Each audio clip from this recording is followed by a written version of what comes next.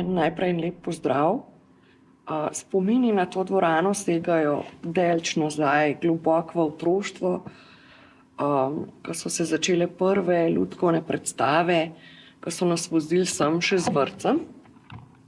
In potem skozi cel obdobje do te starosti se je v tej dvorani dogajalo ogromno stvari.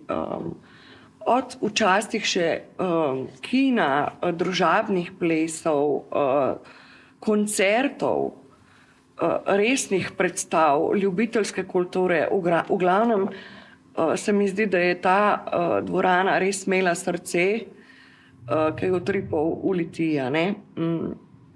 Spomnim se tudi delovanja z druge strani odra, ko sem tudi pomagala kakšni kulturni zadevi, smo peljali kakšne prireditve.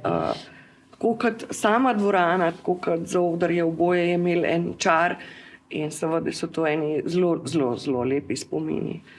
Zdaj za prihodnost jaz mislim, da naše mesto rabi nekaj večjega, prostornejšega, z enim parkiriščem, z dostopnostjo, pa tudi tehnično opremljeno, a ne, ker se mi zdi, da prebivalstvo zahteva več. Ogromno je preseljenih ljudi, ki si mogoče želijo več prireditev na boljši lokaciji, se pravi nekje, kjer bo tudi poskrbljeno za varnost.